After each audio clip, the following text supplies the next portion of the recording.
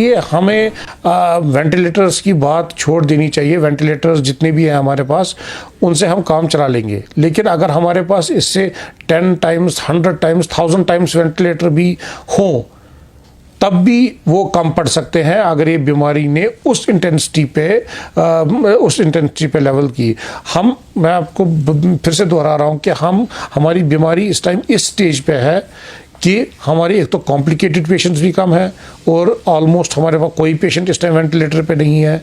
हमारे पेशेंट्स जो हैं इस बीमारी को बेटर तरीके से टॉलरेट कर रहे हैं due to whatever reason, लेकिन हम कोशिश रहनी चाहिए कि हम इस बीमारी को यहीं पे कंट्रोल करें और आगे ना फैलने दें, क्योंकि जितने पेशेंट्स बढ़ेंगे उतने हमारे कॉम्प्लिकेटेड केसेस भी बढ़ेंगे और उतने वो पेशेंट्स भी बढ़ेंगे जिनको वेंटिलेटर की ज़रूरत पड़नी चाहिए या जिनको आईसीयू की ज़रूरत पड़ती है। तो उस टाइम हमारा हेल्थ सिस्टम फिर हार जाएगा इसके सामने। लेकिन अगर हम इस स्टेज पे लोग एडमिनिस्ट्रेशन के साथ या डॉक्टर साहबान के साथ ताउन करें तो हम कोशिश करनी चाहिए कि हम उस लेवल पे ना ही पहुँचे तो ज़्यादा अच्छा है। इसी लेवल पे इस बीमारी को रोका जाए वो ज़्यादा बेहतर। वेदर की मैं बात ये कहूँ कि वेदर का इसके साथ कोई रोल नहीं है।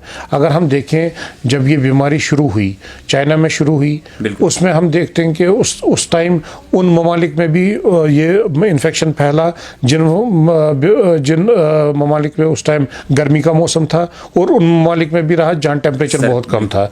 इसलिए वेदर का कोई रिलेशन नहीं है। हाँ, अगर हम ओवरऑल फ्लू सीजन हमारा होता है तो वो हमारा विंटर में ज़्यादा होता है, तो विंटर में हम एक ही जगह बैठते हैं ज़्यादातर, तो उसमें ज़्यादा बीमारी फैलने का ज़्यादा खतरा रहता है।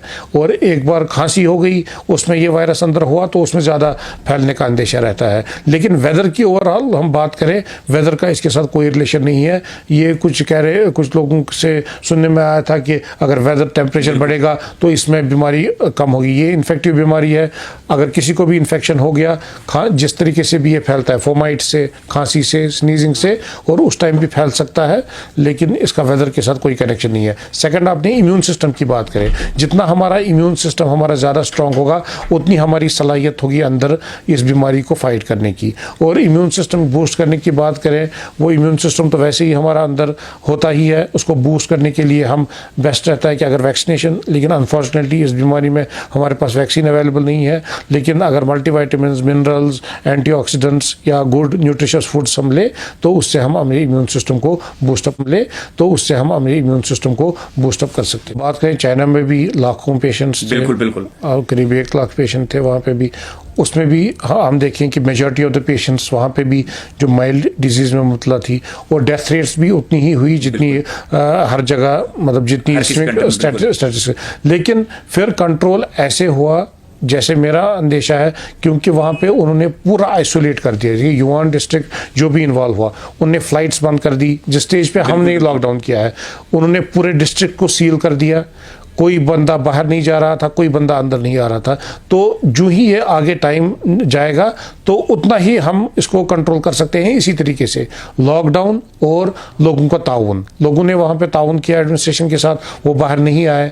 आपने भी स्टोरीज पढ़ी होंगी कि वहाँ पे फूड या जो भी उनके साथ ज़रूरियात ज़िंदगी उनको घर पे ही मैसर किया जा रहा था, दरवाजे के बाहर रखा जा रहा था। उसके बाद बंदा आता था, वो उससे उठा के अंदर ले जाता था। तो इसी तरीके से मेरी नज़र में उन्होंने कंट्रोल किया इस बीमारी को। तो अगर हम भी यहाँ पे, हम तो उसमें वो स्टेज पे भी पहुंचे ही नहीं है जहाँ पे ये इतना वहाँ फैल गया था। हम तो बहुत अर्ली स्टेज में है। तो अगर हम उसी लॉकडाउन या उसी तरीके की स्ट्रेटजी यहाँ पे अपनाएं तो हम इसको अर्ली स्टेज में इंशाल्लाह काबू में ला सकते हैं। उसे यही अपील करूँगा कि डॉक्टर साहिबान यहाँ पे हो, जहाँ पे भी काम कर रहे हो, उनकी पूरी कोशिश रह रही है कि क्योंकि हमारे पास उतने पेशेंट नहीं है कि हम उनका वैसे इलाज करें।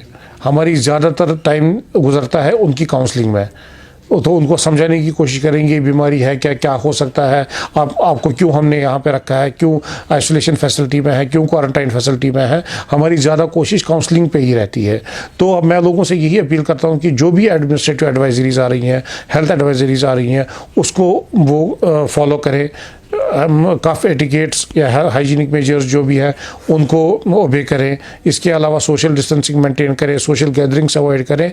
तो अगर ये हमने इस पर अमल किया तो हम इंशाल्लाह काबू में ला सकते हैं। और सबसे इम्पॉर्टेंट ये कि अगर कोई भी सिम्टोमेटिक हो, कोई भी माइल्ड सिम्टोमेटिक या कंटैक्ट की हिस्ट्री हो या ट्रैवल की हिस्ट्री हो, तो एकदम वो हेल्थ केयर फैसिलिटी पे जाए, वो वॉलंटियरली डिक्लेयर करें। उसके बाद जो भी डॉक्टर साहब उनको एडवाइस करते हैं उन पे अमल करें, तो इंशाल्लाह हम इस वबा को काबू में ला सकते हैं।